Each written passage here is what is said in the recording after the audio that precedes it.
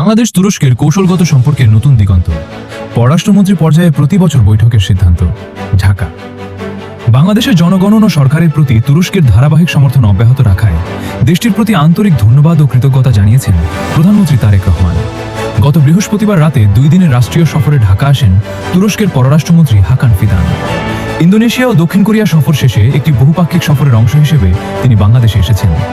সফরের অংশ হিসেবে প্রধানমন্ত্রীর কার্যালয়ে অনুষ্ঠিত এক উচ্চ পর্যায়ের বৈঠকে তিনি প্রধানমন্ত্রী তারেক রহমানের সাথে সাক্ষাৎ করেন। বৈঠকে বাংলাদেশ ও তুরস্কের মধ্যে দ্বিপাক্ষিক সম্পর্ককে আরও উচ্চতায় নিয়ে যেতে বেশ কিছু গুরুত্বপূর্ণ সিদ্ধান্ত গৃহীত হয়। যৌথ কমিটি গঠন। দুদেশের মধ্যে প্রতিরক্ষা ও রাজনৈতিক সম্পর্ক আরও জোরদার করতে প্রতিরক্ষা ও পররাষ্ট্রমন্ত্রী পর্যায়ের একটি বিশেষ যৌথ কমিটি গঠনের সিদ্ধান্ত নেওয়া হয়েছে। কৌশলগত সংলাপ। দ্বিপাক্ষিক ও কৌশলগত সম্পর্ক আরও সুদৃঢ় করার লক্ষ্যে এখন থেকে প্রতি বছর পররাষ্ট্রমন্ত্রী পর্যায়ে নিয়মিত বৈঠক আয়োজনের বিষয়ে দুই দেশ একমত হয়েছে। বহুমুখী সহযোগিতা। বাণিজ্য, বিনিয়োগ বৃদ্ধি ও যৌথ উৎপাদনের পাশাপাশি রোহিঙ্গা সংকট সমাধানে দুই দেশ কাঁধে কাঁধ মিলিয়ে কাজ করবে বলে আশাবাদ ব্যক্ত করা হয়।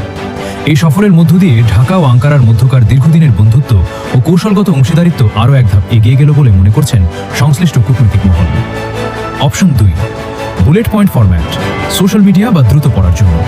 সংক্ষেপে খবর। বাংলাদেশ ও তুরস্কের শীর্ষ বৈঠক গুরুত্ব পেল প্রতিরক্ষা ও বাণিজ্য প্রধানমন্ত্রীর কার্যালয়ে প্রধানমন্ত্রী তারেক রহমান এবং তুরস্কের পররাষ্ট্রমন্ত্রী হাকান ফিদানের মধ্যে একটি ফলপ্রসূ বৈঠক অনুষ্ঠিত হয়েছে।